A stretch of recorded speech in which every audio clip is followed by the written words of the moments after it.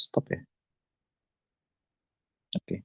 Yang mana hari ini mungkin udah banyak mulai ditinggalkan ya, tentang tadabbur ini, tentang bagaimana kita punya majelis dengan anak-anak gitu, dan seterusnya.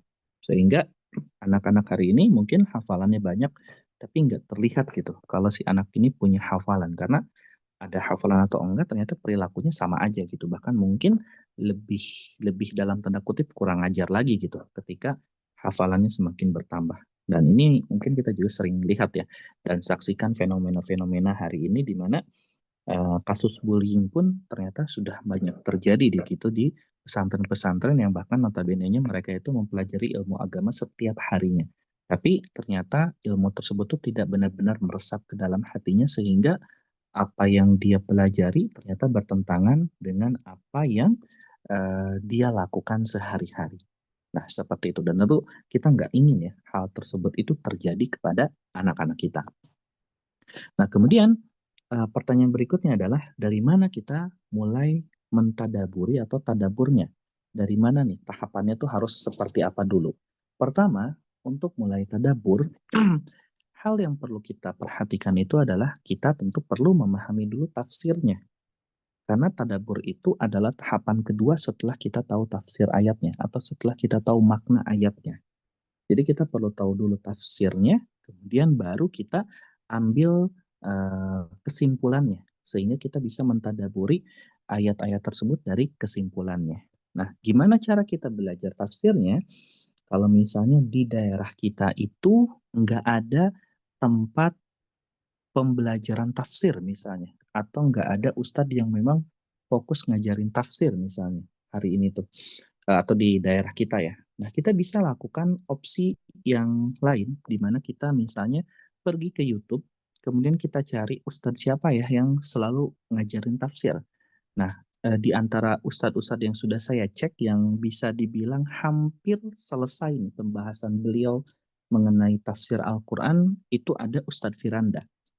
Bisa dicek, bisa dipelajari, bisa dijadikan apa playlist harian kita, di mana beliau itu tafsir juz 30 di YouTube-nya sudah selesai, juz 29 sudah selesai, juz 28 sudah selesai, 27, 26 sudah selesai, sampai 25 udah selesai, Al-Baqarah udah selesai, sekarang lagi di Ali Imran, juz-juz pertengahan itu sudah selesai, belasan juga beberapa juz yang ada di belasan juga udah banyak yang selesai. Itu bisa kita pelajari, bisa kita apa?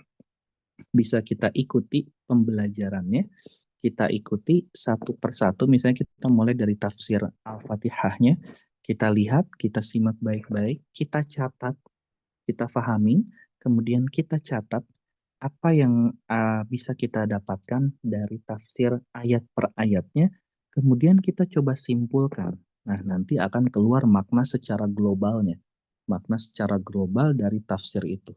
Jadi sebetulnya ketika kita memahami tafsir, nggak perlu kita fahamin secara rinci ya. Secara rinci itu dalam artian hukum fikihnya, asbab nuzulnya, kemudian hukum-hukum yang lainnya. Itu bagi kita sebagai orang awam itu nggak terlalu diperlukan ya, karena sebagai orang awam itu yang perlu kita perhatikan itu adalah memahami makna tafsirnya secara global atau ya secara global dulu. Makanya dalam kitab-kitab tafsir sebetulnya para ulama juga menuliskan tafsir itu dengan beragam macam versi. Ada tafsir yang dituliskan dengan versi yang sangat-sangat lengkap. Definisi sangat lengkap itu dibahas dari sisi bahasa Arabnya, dibahas dari sisi ilmu hadisnya, dibahas dari sisi ilmu Al-Qur'annya, dibahas dari sisi sejarahnya, asbab nuzulnya, dan ilmu Al-Quran secara lengkapnya. Itu ada tafsirnya. Salah satunya tafsir Imam Al-Qurtubi atau Imam At-Tabari. Tapi ada juga yang tafsir itu fokusnya hanya membahas dari sisi hadisnya. Kebanyakan ini ada di tafsir Ibnu Katsir. Ada juga tafsir yang lebih membahas tentang makna secara globalnya, seperti tafsir Imam Abdurrahman As-Sa'di. Ini udah ada terjemahannya nih. Atau tafsir yang lebih singkatnya lagi, ada namanya tafsir Al-Mukhtasar dan ada tafsir Al-Muyassar. Dua-duanya alhamdulillah sudah ada terjemahannya. Di mana tafsir Al-Mukhtasar dan tafsir Al-Muyassar ini adalah tafsir yang ringkas sekali yang memang diperuntukkan untuk pemula di dalam memahami makna-makna ayatnya. Makanya di tafsir itu, tafsir As-Sa'di atau tafsir Al-Muyassar atau tafsir Al-Mukhtasar, ketiga tafsir itu menjelaskan makna secara globalnya supaya kita memang memahami makna secara globalnya aja sehingga kita jadi tahu nih, oh si ayat pertama itu maknanya A, ayat kedua maknanya B, ayat ketiga maknanya C dan seterusnya. Jadi kita tahu gitu makna secara global karena memang kita tuh yang diwajibkan ya bagi kita tuh paham secara globalnya aja itu udah nggak masalah. Yang penting kita paham makna ayatnya, kemudian kita bisa memahami dan juga bisa mulai mengamalkan dari si ayat-ayat tersebut.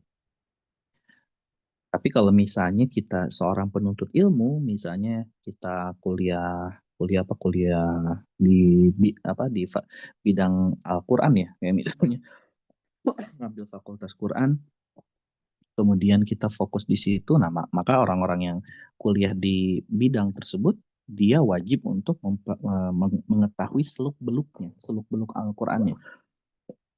Kayak misalnya dia memahami ilmu Al-Qur'annya. Ilmu Al-Qur'an itu ada banyak tuh nanti. Ada usul tafsirnya, ada kaidah tafsirnya. Kalau ilmu bahasa Arab udah jelas ya, nggak perlu ditanya lagi. Kemudian ada maki dan madaninya, kemudian ada nasikh wal mansukhnya, kemudian ada jenis-jenis cara menafsirkannya, nanti ada tafsir al-mawdu'i, tafsir tafsili dan seterusnya. Ada banyak sekali ragam-ragam versi tafsirnya. Nah, itu biasanya difokuskan untuk orang-orang yang memang dia itu konsentrasinya di bidang Quran. Tapi bagi kita sebagai orang awam, kita cukup pahami makna secara globalnya itu seperti apa. Kemudian kita catat faidah-faidahnya. Nah, ketika kita sudah catat faidahnya, maka nanti di sini tahapan keduanya kita perlu memahami psikologi perkembangan anaknya nih. Karena kita pengen menyampaikan makna makna apa, makna ayat yang sudah kita pelajari ke anak, maka kita perlu tahu dulu psikologi perkembangan anak itu seperti apa. Jadi psikologi perkembangan anak untuk anak usia 0 sampai 7 tahun, dia itu dari sisi kognitifnya masih masih apa ya? Masih konkret ya, masih konkret cara dia berpikir. Konkret itu apa? Konkret itu tuh merujuk pada sesuatu yang nyata. Jadi harus terlihat bentuk fisiknya, bisa dialami atau bisa dirasakan oleh panca indera, bisa dipegang gitu. Nggak abstrak. Abstrak itu sesuatu yang nggak bisa dirasakan secara langsung. Nah, anak usia 0 sampai 7 tahun itu butuh sesuatu yang konkret-konkret. Nanti kita ambil contohnya ya. Kita berikan contoh konkretnya itu seperti apa. Dia butuh sesuatu yang konkret supaya apa? Supaya bisa mulai difahamin, oh makna ayatnya tuh ternyata seperti ini.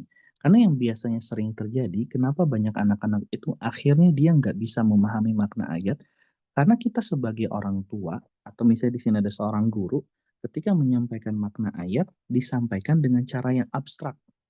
Dan disampaikan dengan cara abstrak tuh, kita sampaikan, nak misalnya, untuk anak usia 07 ya, nak, kamu kalau baca Quran terus nanti dapat pahala loh. Terus si anaknya nanya, pahala itu apa bunda? Dan ketika ditanya seperti itu kadang kita bingung ngejawabnya. Pahala apa ya? Ya pahala nah, balasan dari Allah. Balasan itu apa? Nah, kan si anak itu akan nanya lagi ya. Kenapa bisa nanya lagi? Karena dia nggak bisa ngeraba gitu bentuk pahala itu seperti apa. Eh, Mungkin nanti saya akan jelaskan ya gimana cara cara ngejelasinnya. Kalau nggak salah di materi nggak ada. Tapi di akhir kalau misalnya saya lupa tolong ingatkan ya. Nanti saya kasih satu jenis bentuk permainan yang bisa dimainkan oleh anak-anak supaya dia ngerti tentang konsep pahala itu seperti apa. Tapi kalau misalnya saya lupa tolong ingatkan ya. Khawatirnya lupa karena saya lupa masukin hal ini ke materi ini. Nah, nantinya ketika anak nggak dijelaskan secara konkret, dia akan bertanya lagi, bertanya lagi. Nah, biasanya kalau udah bertanya lagi, dan kita nggak bisa jawab, kita biasanya kesel kan. Kita kesel, kita marah. Udah deh, pokoknya gitu gitu. Yang Bunda bilang pahala ya pahala gitu. Tapi si anak juga tetap kekeh gitu dengan pendiriannya, dia dia masih bingung gitu. Apa yang dimaksud dengan pahala, dan akhirnya makna pahala tersebut ternyata tidak benar-benar masuk ke dalam benaknya. Kenapa? Karena kita coba menyampaikannya dengan cara yang abstrak. Abstrak itu di konsep kita masuk, karena kita memang orang dewasa. Abstrak itu udah bisa dimulai dari usia 7 ke atas. 7 ke 8 tuh udah mulai dikenalin konsep abstrak tuh, dia udah mulai ngebayangin. Kenapa? Karena kognitifnya udah bagus. Kognitifnya tuh udah semakin berkembang. Makanya Rasulullah SAW memerintahkan anak sholat itu untuk diajarkan sholat itu di usia 7 tahun. Kenapa? Karena di usia 7 tahun kognitifnya udah mulai jalan nih, udah mulai bagus ya. Bukan berarti nggak jalan ya di bawah 7 tahun, tapi udah mulai semakin baik lah, semakin sempurna gitu kognitifnya, atau cara dia berpikir, cara dia belajar itu sudah mulai bisa dikenalkan konsep-konsep yang abstrak. Tapi kalau yang di bawah 7 tahun tuh nggak bisa, belum bisa diajarkan konsep yang abstrak. Nah, makanya di sini kita perlu memahami hal tersebut, psikologi perkembangan anak itu seperti apa. Jadi usia 0 sampai 7 tahun, ingat ya, 0 sampai 7 tahun mereka masih masih konkret. Di atas itu udah abstrak. Jadi kalau di sini Bapak Ibu punya anak yang masih punya anak usia 0 sampai 7 tahun, atau misalnya ada yang mengajar mengajar apa? Mengajar di sekolah, dan kebetulan ngajarnya itu anak-anak TK atau anak-anak PAUD, dan materi yang diajarkan itu adalah materi agama. Nah, coba evaluasi nih. Kalau misalnya si anaknya masih banyak yang nggak paham, bisa jadi kita ngajarinnya masih dengan cara yang abstrak, bukan cara yang konkret. Jadi 0 sampai 7 ajarinnya dengan cara yang konkret ya, bukan dengan cara yang abstrak. Contoh konkret kayak gimana? Nah, kita mulai bahas ya. Contoh konkretnya.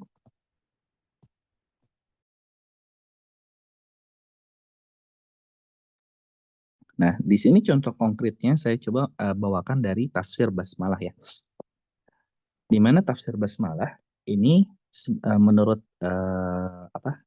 Tafsir Al-Mukhtasar, kitab tafsir Al-Mukhtasar, makna dari basmalah itu sendiri adalah aku mulai membaca Al-Qur'an ini dengan menyebut nama Allah dengan tujuan memohon pertolongan kepadanya.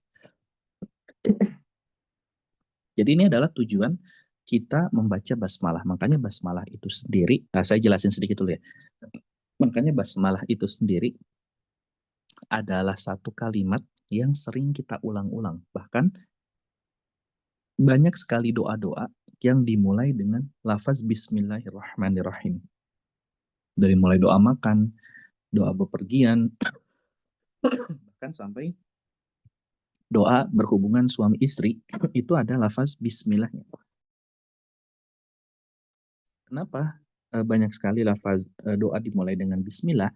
Karena memang ketika kita membaca basmalah ini, sebetulnya kita sedang meminta pertolongan kepada Allah supaya apa yang sedang kita lakukan ini bisa Allah mudahkan prosesnya, bisa Allah mudahkan jalannya, bisa Allah mudahkan langkah-langkahnya.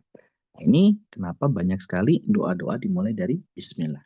Nah, gimana cara kita ngenalin konsep ini ke anak kita yang masih usia 0 sampai 7 tahun, atau yang masih konkret tadi, atau anak-anak murid kita yang masih konkret? Maka kita perlu tahu dulu nih kehidupan dia, atau hal-hal yang dekat dengan kehidupan anak. Jadi cara kita mengaitkan dengan poin yang konkret itu adalah kita lihat dengan hal-hal yang dekat dengan kehidupan anak. Misalnya, anak di sini tuh sudah masuk ke PAUD atau TK ya. Berarti kan dia udah mulai belajar ya. Dia udah mulai belajar. Biasanya kalau udah belajar, biasanya suka ada PR nih. Nanti belajar ya di rumah sama Bunda baca yang bagian ini misalnya. Nah, maka kita bisa jelasin dengan cara seperti ini. Saat kita mengucapkan bismillah, itu artinya kita minta tolong dan minta keberkahan dari Allah sebelum melakukan sesuatu. Seperti kalau mau mengerjakan PR. Nah, ini satu hal yang dekat dengan kehidupan anak. Seperti kalau mau mengerjakan PR, kalau memang si anaknya ini ya, udah mulai sekolah. Atau kalau misalnya belum sekolah gimana? Misalnya kayak Kakak waktu lagi belajar naik sepeda. Pas Kakak lagi belajar naik sepeda, itu kan mungkin Kakak belum seimbang nih, perlu dibantu dulu sama ayah, perlu dipegangin dulu. Nah, itu kan minta bantuan ya. Terus karena belum seimbang, Kakak ini minta bantuan ke ayah untuk dipegangin dulu sambil didorong supaya Kakak bisa goes-goesin si sepedanya. Bedanya kalau Kakak baca bismillah, nah Kakak itu kayak minta tolongnya langsung ke Allah. Bukan cuman ke ayah. Kalau ayah mungkin cuma bisa bantu dorong, tapi kalau Allah itu bisa bantu kakak dalam beragam macam halnya. Misalnya kakak yang tadinya udah ayah dorong, terus pas ayah lepasin, ayah kakak jadi lancar. Nah itu Allah yang bantu dorongin kakak tuh. Allah yang terus gerakin kaki kakak supaya kakak jadi seimbang mainin sepedanya. Nah itu konkret tuh. Anak dijelasin dengan cara yang konkret seperti ini, lebih cepat nangkepnya, lebih cepat pahamnya. Kenapa? Karena ketika kita jelaskan dengan cara yang seperti itu adalah satu hal yang dekat sekali kan dengan kehidupan anak, dengan keseharian anak, dengan apa yang sering dia lakukan dalam kehidupan sehari-hari dia atau dalam aktivitas aktivitas dia sehari-hari. Makanya kita perlu mengaitkan terus nih makna-makna ini dengan kehidupan dia sehari-hari. Misalnya si anak yang konkret ya, yang konkret misalnya si anak itu lagi belajar sepeda atau dia lagi misalnya lagi seneng-senengnya belajar main air berenang gitu ya di tempat yang apa yang pendek gitu atau misalnya dia lagi seneng-senengnya pengen berusaha manjat pohon gitu walaupun pohonnya nggak terlalu tinggi. Nah kita kaitkan nih hal-hal seperti itu dengan makna bismillah tadi. Kita minta pertolongan dengan Allah. Nah, ketika anak bisa merasakan hal tersebut, bisa membayangkan, ini kan dekat sekali nih dengan kehidupan anak, maka si anak tuh bisa lebih cepat nangkepnya si makna ayatnya atau sehingga secara nggak langsung anak itu jadinya bisa tadabur nih. Oh, berarti ayat yang selama ini aku baca, kalau mau baca Quran, maknanya itu aku lagi minta pertolongan kepada Allah. Jadi nantinya kalau kita senantiasa ya mengulang-ulang hal tersebut, itu akan benar-benar teringat-ingat nih atau terngiang-ngiang nih di benak anak kalau mau apa-apa baca bismillah dulu. Mau minum baca bismillah, mau makan baca bismillah, mau berangkat sekolah misalnya baca bismillah, mau jalan-jalan sama ayah dulu misalnya naik motor atau naik mobil misalnya baca bismillah dan seterusnya. Kenapa? Karena dia ngerasain gitu, oh kalau aku baca bismillah Allah pasti akan bantu aku terus, Allah pasti akan tolong aku terus, Allah akan terus sama aku gitu dan seterusnya. Ini yang konkret. Makanya kita perlu nih lihat kegiatan anak tuh sehari-hari apa, terus kita korelasi ini nanti dengan makna ayat yang sudah kita pelajari itu apa aja nih maknanya yang bisa kita ambil ke kehidupan anak. Kemudian atau kalau misalnya di sini ibu-ibu yang sudah apa? Sudah pakai ebook saya ya kalau nggak salah ada nama nama ebooknya apa yang kemarin tuh ya. Yang Al-Fatihah tuh bisa dicek ya secara keseluruhan makna apa makna ayatnya.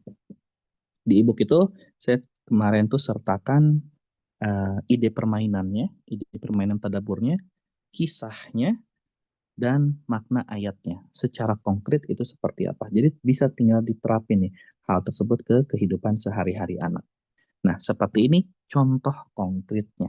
Kalau abstrak ya kita mulai bisa ngenalin bagaimana Allah itu akan membantu kita. Karena abstrak itu ya sebetulnya nggak beda jauh dengan bagaimana cara kita memikirkan hal tersebut. Tapi yang konkret ini nih yang biasanya jarang terfikirkan oleh kebanyakan orang karena memang nggak memahami terlebih dahulu psikologi perkembangan anak. Kalau ternyata anak di bawah 7 tahun itu masih masih konkret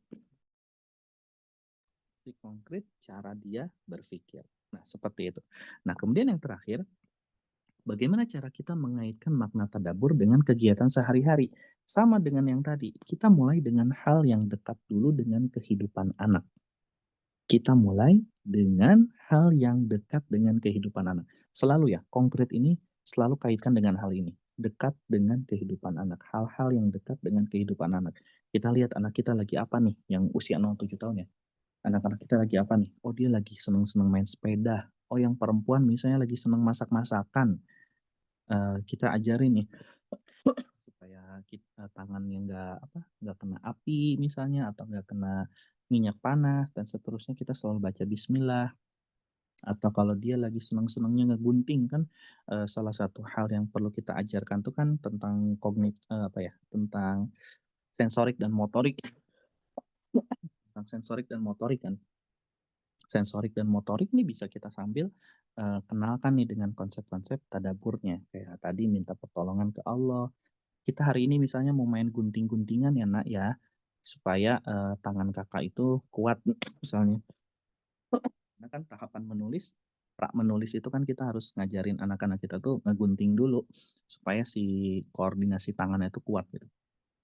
Nah sebelum ngajarin gunting, kita, ajarin dulu nih ke anak-anak kita tentang bagaimana kalau kita mau memulai sesuatu, kita baca bismillah dulu, seperti itu. Jadi selalu mulai dengan sesuatu yang dekat dengan kehidupan anak. Tinggal kita lihat, si anak ini lagi masa apa nih, lagi kita fokusin ngajarin apa. Karena biasanya kalau kalau kita benar-benar, fokus dengan kognitifnya, motoriknya, sensoriknya, itu kan biasanya kita punya jadwal ya, setiap hari itu harus ngapain nih, sensorik di bulan ini udah tercapai belum? Motorik di bulan ini udah tercapai belum? Nah, sambil kita ngerjain ngejar target bulanan sensorik dan motorik si anaknya, sambil kita coba pelan-pelan tanamkan si makna ayat ini. Nah, contoh yang mengaitkan dengan kehidupan sehari-hari seperti apa? Contoh lagi ya, contoh konkretnya misalnya. Pertama kita masuk ke tafsir alhamdulillah.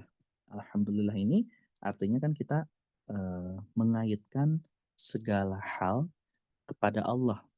Allah itu adalah Rob yang paling berhak untuk kita bilang terima kasih, untuk kita bilang untuk kita ungkapkan rasa syukur kita kepada Allah. Jadi tafsiran alhamdulillah ini adalah maknanya itu kita hanya Allah aja yang Rob yang berhak untuk kita syukuri gitu. Karena apa yang Allah berikan kepada kita tuh ada banyak sekali gitu. Nah, gimana cara kita memberikan pengamalannya kepada anak-anak? Misalnya ketika kita dikasih hadiah, kita harus bilang makasih. Misalnya sih ada om kamu nih ngasih kamu jajanan, kamu bilang makasih. Ayah ngajak kamu beli mainan, kamu bilang makasih. Siapapun yang ngasih hadiah, siapapun yang ngasih sesuatu, kamu harus bilang terima kasih. Ini salah satu pengamalannya. Dikaitinnya gimana? Dikaitinnya kalau kamu dapat hadiah, kamu kan pasti bilang makasih ya ke orang yang sudah ngasih itu ke kamu. Nah, semua yang kita punya ini, Kak, kayak kita punya mata, Kakak bisa lihat nih, Kakak bisa lihat awan, bisa lihat indahnya langit, bisa lihat hewan-hewan, tuh lihat tuh ada kupu-kupu, ada lihat capung, ada lihat burung, ada lihat ayam, kemudian Kakak juga misalnya bisa punya baju baru, Kakak bisa punya sepeda baru, Kakak masih punya ayah, masih punya bunda, masih ada kakek, masih ada nenek. Nah, itu semua hadiah dari Allah. Jadi, kalau kita mau bilang makasih ke Allah, kita bilangnya alhamdulillah. Nah, ini salah satu bentuk pengamalannya dengan dikaitkan dengan makna kehidupan sehari-hari dia. Jadi kita coba terus kaitkan nih kehidupan dia sehari-hari itu dengan nilai-nilai nilai-nilai bagaimana rahmat Allah itu selalu selalu meliputi kita gitu. Kita dikasih apapun sebetulnya datangnya dari Allah. Ini kan rahmat ya. Rahmat Allah kepada kita, kasih sayang Allah kepada kita. Sehingga ketika hal tersebut kita terus ulang-ulangi terus nih ke anak kita, kita sampaikan terus, nanti tuh terngiang-ngiang juga di benak dia, dia tertanam gitu dalam benaknya. Kalau mau apa-apa mintanya ke Allah. Kalau dikasih sesuatu bilang alhamdulillah. Kalau mau ngelakuin sesuatu bilang bismillah dulu. Nah, seperti itu. Kemudian yang berikutnya contoh misalnya Malik Yaumiddin, pemilik hari pembalasan. Makna ayatnya Malik Yaumiddin itu pemilik hari pembalasan tuh maksudnya kita masuk dulu ke tafsir ya. Maksudnya adalah Allah itu raja dari segala raja.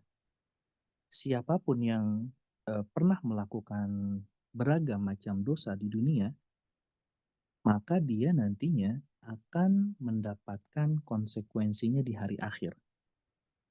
dia misalnya dulu pernah berbuat zalim, entah itu dia pernah mencuri, entah itu dia pernah memukul seseorang, entah itu pernah berbuat zalim, apapun keburukan itu, di dunia mungkin dia selamat, tapi di akhirat dia tidak akan selamat karena Allah itu pemilik hari pembalasan.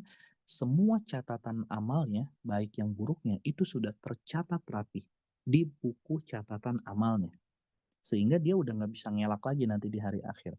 Dia pasti akan menerima konsekuensinya. Makanya di ayat yang lain Allah sampaikan, وَمَنْ يَعْمَلْ مِثْقَالَ ذَرَّةٍ خَيْرًا يَرَهُ. Barang siapa yang beramal dengan amalan sebesar biji zarrah atau seberat biji zarrah, maka dia akan melihat balasannya. Jadi sekecil apapun kebaikan atau keburukan yang kita lakukan, itu akan kita lihat balasannya di hari akhir. Nah, ini makna dari Malik Yaumiddin. Nah, gimana cara kita ngejelasinnya ke anak kita? Kita bisa lihat atau kita bisa ajarin bentuk pengamalannya, melakukan yang baik.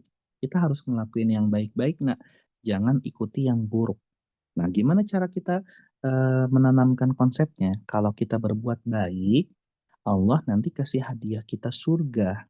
Tapi kalau kita nakal, kalau kita nggak mau taat sama Allah, kalau kita sering ngeledek orang, kalau kita suka ngambil mainan orang, kalau kita misalnya mukul orang, nah itu kan nanti Allah nggak suka nantinya bakal ada hukumannya. Nah, ini konsekuensi kan. Jadinya anak di sini belajar tentang konsekuensi. Konsekuensi itu adalah satu hal yang perlu banget loh untuk kita ajarkan ke anak-anak kita sejak dini. Bukan dimulai dari 7 tahun, tapi emang sudah sejak dini itu harus diajarin tentang konsekuensi. Harus mulai diajarin batasan-batasan.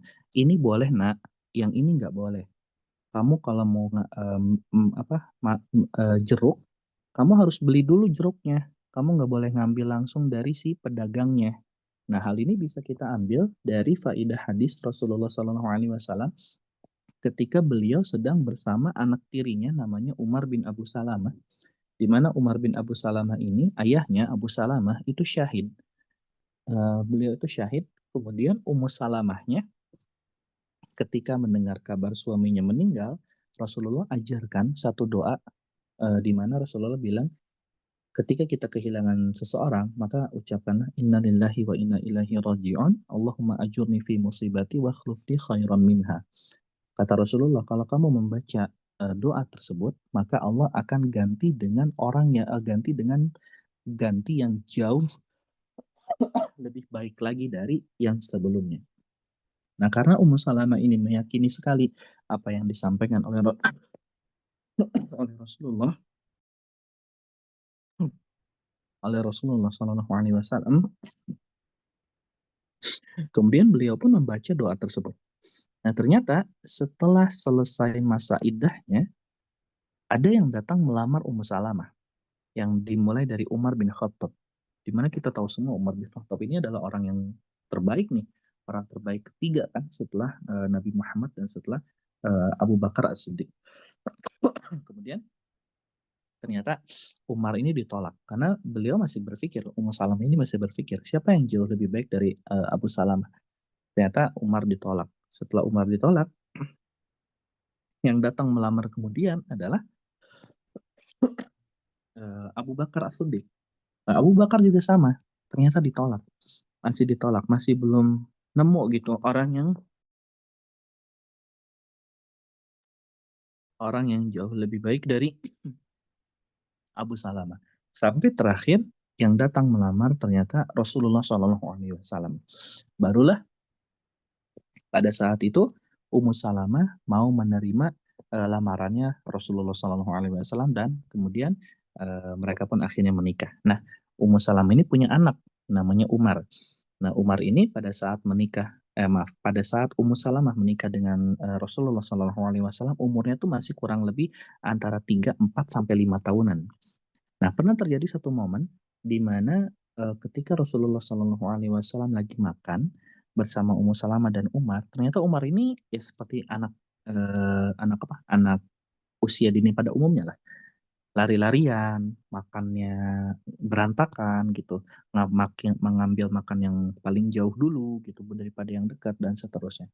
Nah, kemudian di sini Rasulullah Shallallahu Alaihi Wasallam bilang kepada Umar, "Nak, kalau makan sini duduk, ambil yang dekat, baca Bismillah, jangan lari-larian." Nah, di sini Rasulullah Shallallahu Alaihi Wasallam ngajarin aturan dan batasan. Jadi perlu kita ajarkan aturan dan batasan sejak dini sebetulnya, supaya anak tuh udah mulai terbiasa dengan aturan dan batasan. Karena nanti ketika dia belajar tentang sholat, di sholat juga ada aturan dan batasan. Dimana ketika sholat dia harus mulai bisa tenang, dia harus mulai ngikutin gerakan sholat si imam. Misalnya kalau dia sholatnya berjamaah, dia harus dari mulai takbir, kemudian nanti ruku, i'tidal, sujud. Nah, itu kan penuh dengan aturan ya yang harus kita ikuti. Nah, kalau nggak di kalau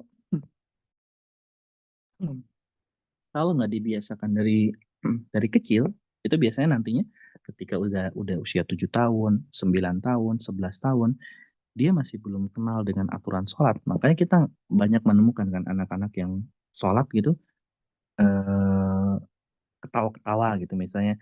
Temannya udah khusyuk nih sholat, tapi si di sampingnya temannya tiba-tiba lagi takbir, senggol-senggolin temennya sambil ketawa-ketawa misalnya, atau yang temennya lagi sujud, ditarik kakinya gitu, kayak seolah-olah nganggap sholat itu adalah satu hal yang sepele gitu.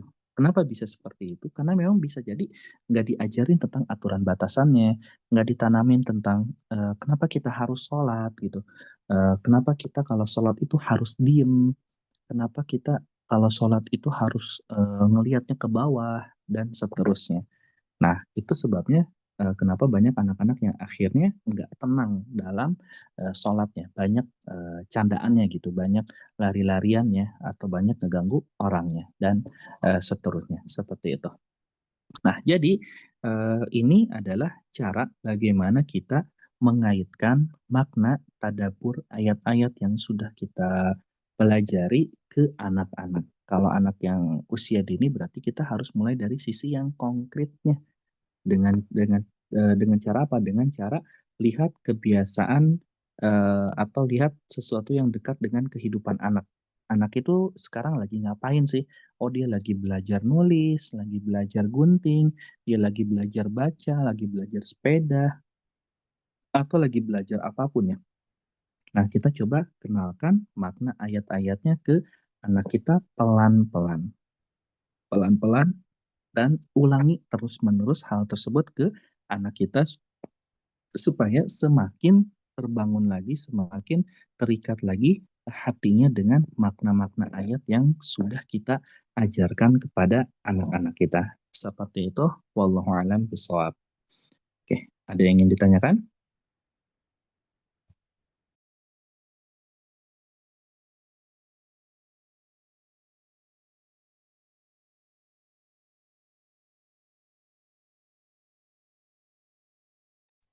Silakan ya, kalau mau nanya, dinyalain aja mikrofonnya, atau mau di chat juga silakan.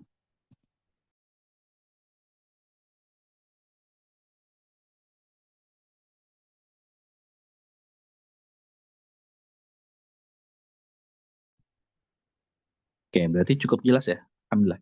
Tinggal ya, Ibu. Sebentar, sebentar Pak Ustadz. Ya. Assalamualaikum warahmatullahi Waalaikumsalam. wabarakatuh. Pak Ustadz, ini tadi saya ketinggalan. Ini maksudnya tadi dari surat apa dulu mulainya tentang tadabbur ini? Oh, ini Apakah kita ini? nggak bahas surat, Ibu.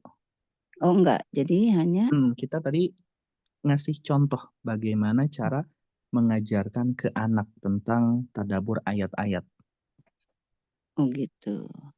Oh gitu ya. Jadi berarti memang contoh bagaimana tadabbur tentang ayat-ayat begitu aja. Iya, kita kita webinar tentang bagaimana cara ngajarin tadabur ke anak, bukan Oh tafsir iya. ayat per ayat. Oh gitu. Oh iya iya iya. Terima kasih Pak Ustadz. Karena saya lama masuknya takutnya tadi awalnya ada apa dulu. Oh iya, tadi tuh Ternyata. sinyal di saya agak kurang bagus, Ibu. Jadi agak telat tadi, kurang lebih 15 menitan. Iya betul betul. Saya pikir saya ketinggalan apa dari awalnya. Oh, ternyata iya. Terima kasih Pak Ustadz. Assalamualaikum warahmatullahi wabarakatuh. Waalaikumsalam.